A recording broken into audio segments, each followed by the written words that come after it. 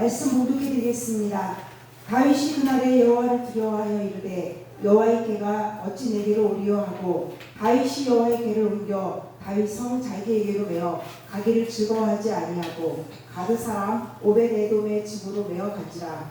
여호와의 궤가 가드 사람 오벳에돔의 집에 석 달을 있었는데 여호와께서 오벳에돔과 그의 온 집에 복을 주시니라. 어떤 사람이 다윗 왕에게 아뢰어 이르되 여호와께서 하나님의 궤로 말미암아 오벳에돔의 집과 그의 모든 소유에 복을 주셨다 한지라. 다윗이 가서 하나님의 궤를 기쁨으로 메고 오벳에돔의 집에서 다윗 성으로 올라갈새 여호와의 궤를 맨 사람들이 6걸음을 가매 다윗이 소와 살찐 송아지로 제사를 드리고 다윗이 여호와 앞에서 힘을 다하여 춤을 추는데 그때 다윗이 베에봇을 입었더라. 다윗과 온 이스라엘 족속이 즐거이 환호하며 나팔을 불고 여호와의 궤를 메어오니라. 아멘. 네, 말씀 잘 읽어주셨습니다. 오늘 든든하면서 두려운 대상이라는 제목으로 이 말씀 본문으로 하나님 말씀 함께 나누도록 하겠습니다. 또 조금 앞에서 볼 때 풍성한 느낌이 드는데 같이 한번 간만에 서로 인사 나누실까요? 사랑합니다. 축복합니다. 사랑합니다. 축복합니다. 예, 한 번 더 이렇게 인사하면 좋겠습니다. 늘 그러시라고. 참 잘 오셨습니다. 참 잘 오셨습니다. 예, 예. 그리고 마음속으로 그렇게 인사해 주세요. 매주 이렇게 뵙시다. 예, 언니가 동생분에게 아주 자연스럽게 잘해주셔서 아주 푸근합니다. 감사합니다. 예, 덕분에 또 이렇게 웃어봅니다. 든든하면서 두려운 대상 이렇게 말씀으로 오늘 시작하는데요. 요즘에는 집안마다 형제가 많지 않아서 뭐 맏형, 맏언니 이거 용어가 생소할 수도 있는데 한국 정서에서 그 맏형이라는 의미는 참 복합적인 의미가 담겨 있는 그런 표현이라고 생각합니다. 특별히 가난했던 시절에 가정을 책임지는 대표자의 의미를 부여하기도 해요. 부모님이 다소 연로하셔서 이제 변변한 일을 못하실 때 집안의 맞이가 생활전선에 나가서 가족의 생계를 책임지고 동생들 돌보면서 대학 등록금 대주고 이런 존재가 맏형이었어요. 좀 다른 이야기지만 2002년 월드컵 때 이제 그것도 젊은 세대에게는 옛날 이야기더라고요. 2002년 월드컵도 우리나라는 홍명보 선수를 이렇게 불렀어요. 대표팀 맏형. 과묵한 편이고 뭐 축구 실력도 뛰어났고요. 그다음에 엔트리 멤버 중에 이제 그때 당시 선수로는 고참이었기 때문에 그를 맏형이라고 부르는 것에 아무런 뭐 부자연스럽거나 이상하게 생각하는 사람들은 없었죠. 근데 이제 대표팀의 감독이었던 히딩크는 서구 사람이잖아요. 그라운드에서 뛸 때는 선후배 호칭하지 마라 이렇게 막 선수들에게 자꾸 당부했죠. 선후배 호칭하지 말고 서로 편하게 불러라. 그래야 팀워크가 잘 된다. 이렇게 감독은 계속 지시를 했었어요. 하지만 그 어떤 선수들도 홍명보한테는 편하게 부르질 못했어요. 왜요? 맏형이기 때문에. 맏형이라는 존재는 오늘 말씀 제목과 같아요. 든든하면서 두려운 대상. 근데 오늘 말씀에서 그 대상은 사실 사람을 가리키는 표현이 아니고요. 여러분이 말씀 읽어보셨으면 아시겠지만 하나님을 가리키는 표현이죠.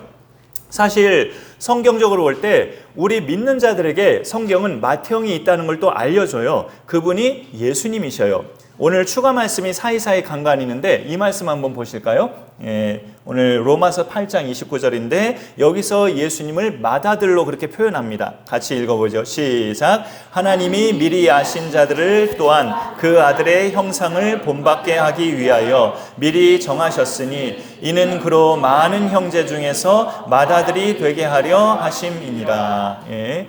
원래 하나님 아들은 가끔 말씀드렸지만 독생자라고 불리는 예수님밖에 없어요. 원칙적으로. 다른 모든 인간은 죄인이기 때문에 죄가 없으신 하나님께 진정으로 참 아들은 죄가 없으신 예수님만이 하나님의 아들이죠.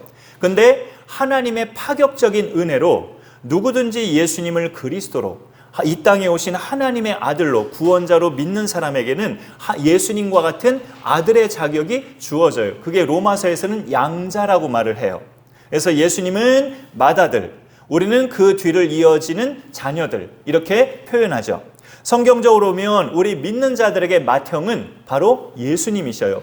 근데 오늘 말씀 제목처럼 든든하면서 두려운 대상 이렇게 복합적으로 표현하면 그 대상은 좀 포괄적으로 말해서 하나님이라고 말할 수 있습니다.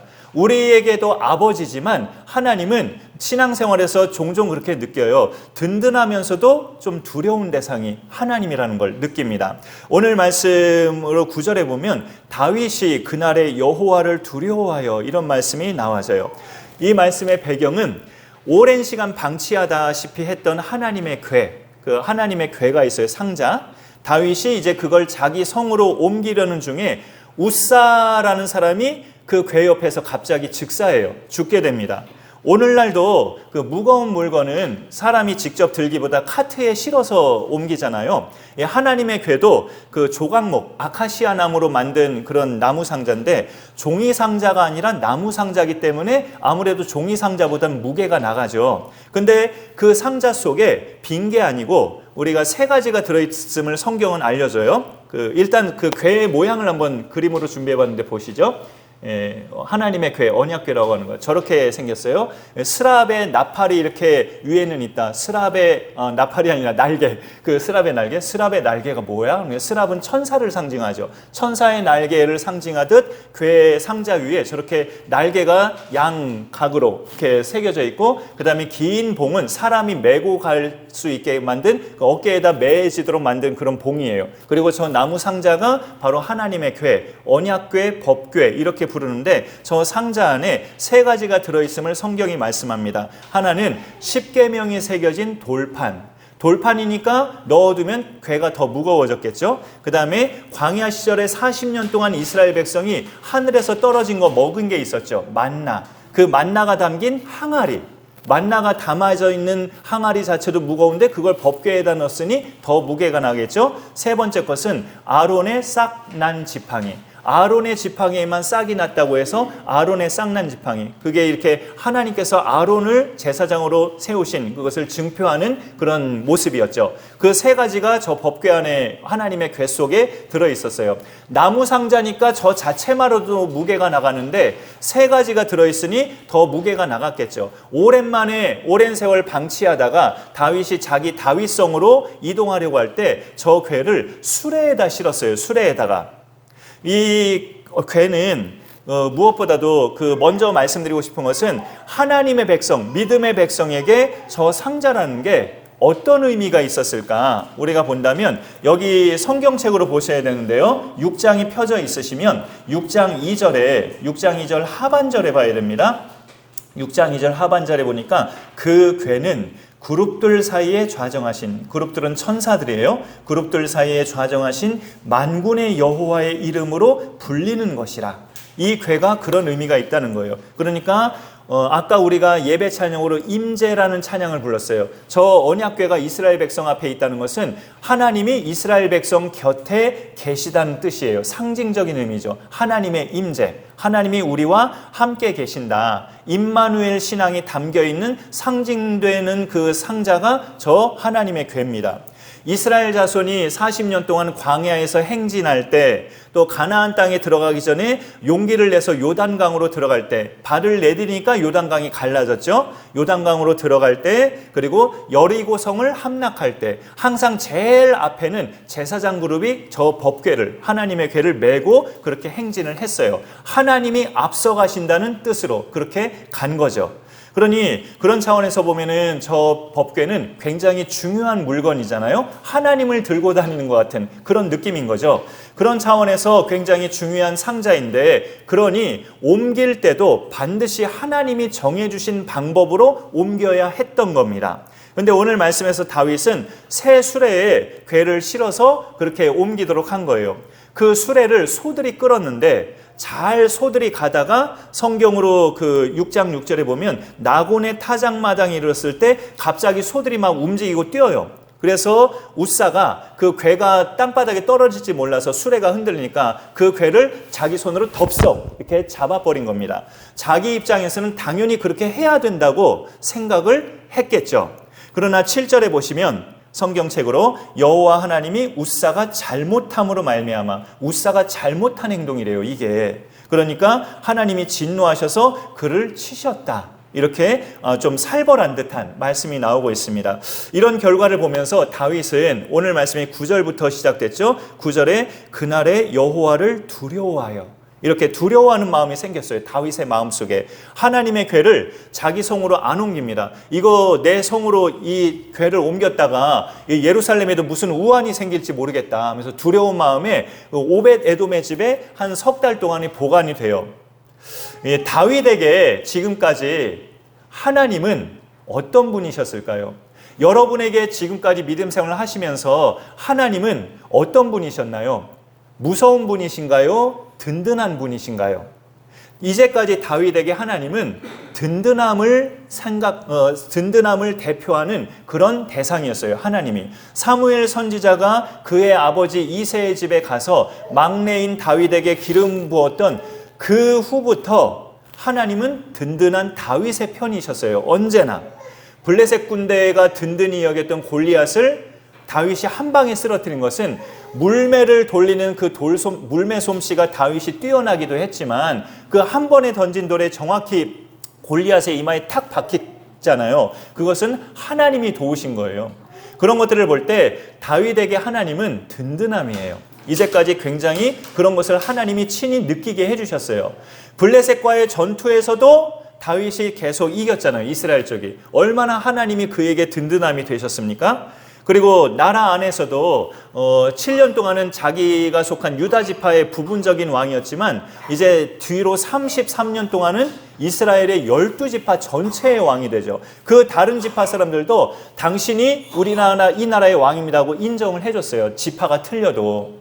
그런 것들을 볼 때 모든 이스라엘 자손에게 인정도 받고 그러면서 멋진 출발을 해요. 다윗이. 특히 지난 주일에 나눴던 말씀처럼 전체 지파 왕이 되고 나서 블레셋이 2번 쳐들어오는데 다윗이 2번 다 하나님께 여쭙잖아요. 여쭙잖아요. 아기가 혹시 힘든 거 아니죠? 계속 잘 안 하세요. 여쭈어요. 그때 하나님은 그때마다 응답을 해주셔서 2번 다 다윗이 대승을 거둡니다. 그런 것들을 볼 때 이제까지 다윗에게 하나님은 어떤 존재였느냐 했을 때 저는 딱 그렇게 표현하고 싶어요. 든든함. 내 뒤에는 늘 하나님이 계셔. 내 뒤에는 늘 막강한 가장 절대적으로 강하신 하나님이 내 뒤에는 계셔. 이러면서 그의 마음에 얼마나 하나님이란 존재가 든든했겠어요. 어린아이 양 옆에 엄마 아빠가 앉아 있을 때 그 든든함 같은 그런 든든함이 다윗에게는 하나님이었어요. 그래서 그의 시를 보면 하나님을 다양하게 이렇게 표현하잖아요. 2번째 참고 말씀인데 시편 18편 1절 그가 하나님을 얼마나 든든하게 생각했는지 알려주는 말씀이죠. 같이 읽어볼까요? 시작. 여호와는 나의 반석이시요 나의 요새시요 나를 건지시는 이시요 나의 하나님이시요 내가 그 안에 피할 나의 바위시요 나의 방패시요 나의 구원의 뿌리시요 나의 산성이시로다. 아멘. 저는 내가 믿는 하나님에 대해서 표현을 해보라면 3가지 정도만 끄집어내려고 해도 머리가 아플 것 같은데 다양하게 하나님에 대해서 표현을 해요. 다윗이. 그만큼 자기에게는 하나님은 전부다. 하나님은 내 인생의 전부다. 나의 든든함이다. 내가 위험할 때마다 하나님은 나를 극적으로 건져주셨고 보호해 주셨다. 그런 고백하는 표현이에요.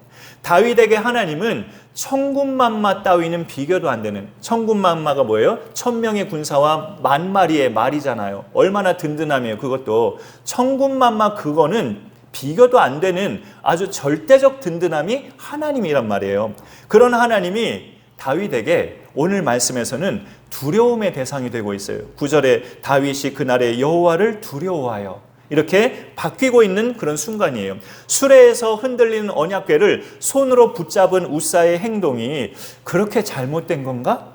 하나님께서 그 순간에 치실 만큼, 그래서 그 자리에서 즉사할 만큼 그렇게 그게 벌받을 행동인가? 우리는 충분히 그렇게 생각이 들 수 있어요. 하지만 이 궤는 아까 잠깐 말씀드렸듯이 그저 나무 상자가 아닌 살아계신 하나님이 자기 백성과 언제나 함께 하심을 알려주는, 상징하는 그런 하나님의 특별한 법궤였어요. 그러면 그것을 그 상자를 이동할 때도 하나님이 알려주신 방법대로 이동을 해야 했습니다. 그 내용에 해당하는 말씀을 같이 읽어보겠습니다. 세 번째 추가 말씀인데 좀 복잡하고 다양한 표현이 있어요. 그래도 한번 읽어봅니다. 시작. 진영을 떠날 때에 아론과 그의 아들들이 소와 성소의 모든 기구 덮는 일을 마치거든 고앗 자손들이 와서 맬 것이니라. 그러나 성물은 만지지 말라. 그들이 죽으리라. 여기 뭐 하나님의 궤라고 딱히 나와 있진 않지만 그런 거룩한 성소의 그 기구들을 덮는 일 마칠 때 그 모든 기구들을 메고 가는 것은 고핫 자손, 레위 지파에 속한 자손 중에 고핫 자손이라는 사람들이 있어요. 그들만이 맬 것이며, 그리고 매라는 말을 이미 제가 해버렸지만 어깨에다 매는 방식으로 이동하라고 그렇게 알려주고요. 절대 손으로 만지지 말라. 만지면 죽는다. 하나님의 거룩한 성물이니 만지면 죽는다. 이렇게 엄격하게 그 이동하는 방법을 알려주셨어요. 하나님이 명령하신 이 원칙에 따라 궤를 옮길 때는 레위 지파의 고핫 자손이 어깨에다 메고 손으로 만지지 말고 옮기라는 거죠. 그림으로 본다면 이런 모양이에요. 그림으로 본다면 저렇게 옮기라는 거예요. 저 4명의 사람들이 좀 어깨가 아팠겠다라고 생각이 될 만한 그런 그림이긴 합니다. 저렇게 하라고 하나님이 명령하셨는데 다윗이 오늘 언약궤를 옮긴 방법은 이거예요. 그 다음 그림. 저렇게 옮겼어요. 저렇게. 수레에다 넣어서 2마리의 소가 끄는 방식으로. 그러니까 사람이 고생을 안 하는 거죠. 사람이 힘든 일이 없죠. 이렇게 소들이 끌고 가다가 나곤이란 사람의 타작마당에 소들이 이르렀을 때 갑자기 소들이 막 뛰는 거예요. 소들이 뛰니까 수레가 흔들렸겠죠. 그러다가 이제 우사라는 사람이 하나님의 궤가 땅바닥에 떨어질까 봐 자기가 몸을 던져서 덥석 이렇게 잡았다가 하나님의 치심을 받고 그 자리에서 즉사를 하게 됩니다. 우사의 행동을 오늘 7절에 보니까 우리는 왜 하나님이 이러시지? 라고 의문이 들 만한 이 내용인데 7절에 여호와 하나님이 우사가 잘못함으로 말미암아 우사가 잘못한 것임을 엄연히 성경은 지적하고 있어요. 그거는 마치 죄인이 하나님을 보면 죽는다고 모세 때에 말씀하신 것처럼 하나님의 거룩한 물건도 만지면 죽는다. 그 원칙이 똑같이 적용된 건데 우사가 그걸 무시해버린 거죠.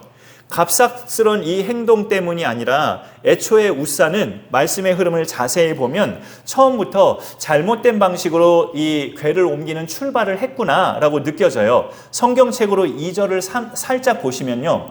다윗이 일어나 자기와 함께 있는 모든 사람과 더불어 바알레 유다로 가서 그 다음에 자세히 보시면 거기서 하나님의 궤를 메어 오려 하니 이렇게 되어 있잖아요. 다윗은 구약시대에 모세시대에 알려준 방법처럼 하나님의 궤를 메어서 오려고 했는데 3절로 넘어가 보니까 그들이 하나님의 궤를 새 수레에 싣고라고 방향이 그 이동하는 방법이 달라져 버린 거예요. 다윗은 어렴풋이 기억하는 하나님 말씀처럼 이렇게 해당하는 자손들이 메고 가라 이런 식으로 알려주려고 했는데 우사와 거기 아효라는 사람이 그냥 새 수레에 이 언약궤를 싣고 소들이 끌고 가게 그렇게 갑자기 방법이 바뀌어져 버린 거예요. 그러다가 이제 그 소들이 왜 갑자기 뛰었을까요? 그것도 하나님의 사인인 것이었을 거라고 저는 판단해요. 너희가 지금 잘못된 방식으로 나의 궤를 옮기고 있다 하면서 하나님의 사인으로 소들이 갑자기 막 뛰는 거죠. 그러다가 이제 우사가 그걸 잡았더니 그 자리에서 즉사를 하게 되는 것입니다. 이것을 우리가 볼 때 그 광경을 옆에서 다윗이 봤는데 그동안 하나님은 나에게 든든함의 존재였다가 지금 이 순간 두려움의 대상이 되는 겁니다. 다윗에게도. 야, 하나님 무섭구나. 하나님 두렵다. 이게 두려움의 존재로 갑자기 확 마음에 와닿는 거예요. 이 궤를 우리 성에 가져오지 말자. 이렇게 갑자기 거부하면서 석 달 동안 오벳에돔의 집에 그렇게 두게 돼요. 그런 불행을 애당초 피하려 했다면 하나님이 알려주신 방법 따라 행하면 됐던 거죠. 우리의 신앙생활도요. 그게 참 중요한 것 같아요. 이 수레는 뭘 의미하냐면 편한 방법이에요. 편한 방법. 신앙생활도 편하게 하면 좋죠. 우리 교회도 부득이하게 영상으로만 주일 예배를 드리던 시절이 조금 띄엄띄엄 몇 주씩 있었어요. 2020년 한복판에, 2021년 한복판에. 다 어떤 때였는지 다 기억하시죠? 이제 하도 말씀드려가지고. 어떤 주일에는 그게 참 어색한 느낌이 들기도 했는데요. 저도 그때 체험해 보니까 또 참 웃기는 말인데 어떤 주일에는 세상 편하더라고요, 이게.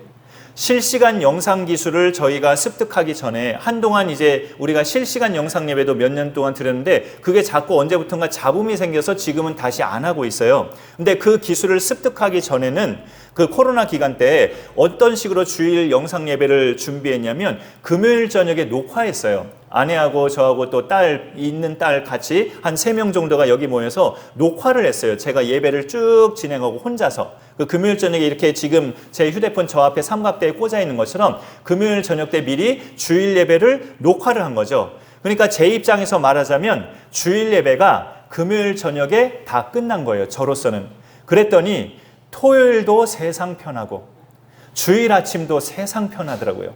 그렇게 극심했던 때는 성도님들이 여기 오시지 않았거든요. 각 가정, 댁에서 저희가 주일 아침에 보내드리는 그 영상 보시면서 예배를 드렸거든요. 한 몇 주씩. 긴 기간은 아니었지만. 근데 그 기간이 처음에는 어색하더니 나중에는 저한테도 세상 편하더라고요. 그런 것들이 느껴지더라고요. 사람으로서. 그러니까 이게 보면은 그렇게 신앙생활이 편함으로 가는 것에 대한 의미가 저렇게 언약궤를 수레에다 싣고 가는 거예요. 사람이 아무런 힘을 안 들이는 거잖아요. 저런 건 어떤 몸부림이나 노력이나 애씀이나 수고나 이런 것들이 없이 그냥 편하게 가는 거잖아요. 그러면은 우리의 믿음 생활이 유익이 될까? 라는 생각을 가져봅니다. 정말로 깨어있는 사역자라면 그런 코로나 기간 때도 그런 상황을, 모이지 못하는 상황을 통탄해하면서 어떻게든 성도들이 믿음에서 멀어지지 않기를 애쓰고 몸부림했을 건데, 저는 또 그런 마음도 없잖아 있긴 했지만 한편으로는 또 편함이 느껴지는 그런 체험도 해본 거죠. 하나님의 궤를 어깨에다 안 메고 수레에다 실어서 나르면 힘들지 않고 편하겠죠? 하지만 하나님의 방법이 아니었어요. 우리의 예배도 하나님이 받으실 예배여야 합니다. 하나님이 받으실 예배는 내 기분과 감정에 상관없이 내가 오늘 기분이 속된 말로 잡쳤다 해도 그럼 나 오늘 기분 잡쳤으니 예배를 못 드리겠어, 이런 기분으로. 그런 것이 아니에요. 그런 기분이어도 예배의 자리에 오는 게 하나님이 받으실 예배자의 모습이에요. 내 기분과 감정에 상관없이, 내가 바라는 어떤 것들에 상관없이 하나님이 높임받는 것이 예배입니다. 하나님, 오늘도 제 기분은 좀 꿀꿀하지만 여기 오기까지 좀 마음의 불편함도 사실 있었지만 오늘도 나를 구원하신 예수 그리스도의 이름 의지하고 하나님께 나아가니 저희를 받으시고 하나님이 높임받으시는 예배가 되게 하옵소서. 이것이 성경적으로 보편적으로 알려주신 하나님 앞에 예배하는 자의 자세입니다. 하나님의 궤를 3달 동안 보관하던 가드 사람 오벳 에돔이라는 이 사람도 그 궤를 보면서 그런 마음으로 하나님을 생각하고 묵상했을 거예요. 그래서 11절에 보니까 하나님이 그 집에 어떤 결과를 주셔요? 여호와의 궤가 가드 사람 오벳 에돔의 집에 3달을 있었는데 여호와께서 오벳 에돔과 그의 온 집에 복을 주시니라. 이렇게 나와 있죠. 그 사람 혼자 한 사람에게만이 아니라 관련된 식구들, 손자, 손녀, 종들까지 모든 집안에 복을 주셨다는 거예요. 얼마나 이게 유익함이에요. 여기 사무엘하 6장 말씀으로만 보면 오벳에돔과 그의 집에 구체적으로 하나님이 어떤 복을 주셨는지를 잘 모르는데 역대상 말씀을 보면 좀 이렇게 풀어서 오벳에돔이 저런 복을 받았구나, 자식의 복도 받고 뭐 이렇게 필요한 것들도 받고 그랬구나라고 이렇게 알 수가 있는데, 스크린으로 또 추가 말씀 저거는 제가 한번 쭉 읽어볼게요. 오벳에돔과 아들들은 맏아들 스마야와 둘째 여호사밧과 셋째 요아와 넷째 사갈과 다섯째 느다넬과 여섯째 암미엘과 일곱째 이사갈과 여덟째 부울레데이니 이는 하나님이 오벳에돔에게 복을 주셨음이라. 오벳에돔의 아들들이 8형제예요. 8형제. 자식의 복을 주셨어요. 생육하고 번성하는 복을 주셨고, 그 다음 말씀은 또 같이 한번 읽어보죠. 같이 읽어봅니다. 시작. 그들과 그들의 아들들과 그의 형제들은 다 능력이 있어 그 직무를 잘하는 자이니 오벳에돔에게서 난 자가 62명이며 굉장한 복을 받았고 후손들마다 다 능력이 있어서 일을 잘한다. 직무를 잘한다. 이 역대상 26장이 어떤 사람들의 명단이 있냐면 성전 문지기들의 명단이 쭉 나오다가 오베데돔의 후손들이 나온 거예요. 이들이 성전 문지기로서 그 직무를 뛰어나게 잘했다고 말을 하고 오베데돔의 후손이 62명이라고 수를 밝혀주고 있어요. 어찌 보면 다윗보다 용감한 사람이기도 해요. 우사가 현장에서 죽는 모습을 보고 다윗은 하나님이 두려워져서 자기 성으로 하나님의 궤를 옮기지 못하고 있는데 그런 내막을 오베데돔도 알고 있었지만 자기가 감당한 거예요. 석 달 동안. 용기 있는 결단입니다. 석 달이면 뭐 긴 기간은 아니지만 하나님께서는 그와 그 집에 큰 복을 주셨어요. 남들이 꺼려하는 일이나 쉽게 도전하지 못하는 일을 내가 감당할 때 하나님은 그걸 기억하십니다. 기억하셔서 나와 내 가정에 복을 주십니다. 작은 교회도 그 나름대로의 섬김의 일을 찾다 보면 아, 이런 걸 내가 섬기면 되겠구나라고 발견될 수도 있어요. 우리 교회는 일단 눈에 띄는 것이 주일마다 예배 마치면 우리가 또 식사 교제를 하잖아요. 한 끼의 음식 준비도 꽤 신경이 쓰이는 일이죠, 어찌 보면. 근데 매주마다 또는 종종 이렇게 담당하고 있는 지체들은 그만큼 짐을 담당하는 거예요. 그게 짐을 지는 거예요. 하지만 하나님이 다 보시죠. 보시고 기억하시고 그 사람과 그 가정에 필요한 복들을 제공하십니다. 오베데돔의 소식을 들은 다윗은 다시금 하나님을 자신의 든든한 대상으로 확신하고 그 궤를 다윗성으로 옮겨요. 이번에는 하나님이 알려주신 방법으로 철저히 옮깁니다. 13절에 여호와의 궤를 맨 사람들이, 궤를 메고 옮겼죠. 사람들이 6걸음을 감해 다윗이 소와 살찐 송아지로 하나님께 제사를 드렸다라고 나와 있습니다. 근데 이것보다 여기서 이렇게 자기 성으로 이제 하나님의 길을 옮길 때 다윗이 어떤 행동을 했는가, 이게 더 주목이 돼요. 하나님 앞에서 힘을 다해 춤을 춰요. 바로 그것이 14절에 다윗이 여호와 앞에서 힘을 다하여 춤을 추는데 그때 다윗이 베에봇을 입었더라. 왕복을 입지 않았다는 뜻이죠. 여기서 힘을 다해 춤을 추었다는 것은 아무도 보는 사람 없이 혼자 안무 연습한 게 아니에요. 모든 부하와 그 관련된 모든 사람들이 보는 앞에서 춤을 춘 거예요. 그러나 그 다윗은 여호와 앞에서 힘을 다해 춤을 춘 거죠. 하나님이 다시금 나에게 든든함이 되셨다. 두려운 존재로 잠깐 인식이 되었던 내 하나님이 다시금 나에게 든든함으로 나에게 다가왔다. 그 하나님을 확신하면서 그 하나님 앞에 힘껏 자기 온몸을 다해서 춤을 춘 겁니다. 어떻게 춤을 췄을까 상상이 참 안 가는데, 만약에 무슨 레크레이션 시간에 예를 들어서 지난번 위드엘 수양관에 8개 교회가 연합수련회 갔는데 각 8교회 목사님들만 다 나오세요 라고 이렇게 사회자가 그렇게 나오라고 해서 성도님들 앞에서 여러분이 추실 수 있는 춤을 최대한 목사님들의 춤 경쟁을 하겠습니다 하면서 이렇게 추어보라고 한다면 저는 막막하고 들어가고 싶을 것 같아요. 도망가고 싶을 것 같아요. 그냥 성도님들, 우리 강선한교회 성도님들 죄송합니다 하고 그냥 도망갈 것 같아요. 근데 다윗은 그보다 훨씬 더 많은 자기 사람들이 보는 그 앞에서 힘을 다해 춤을 췄단 말이죠. 이게 무슨 의미예요? 하나님은 다시 나의 하나님으로 오셨다.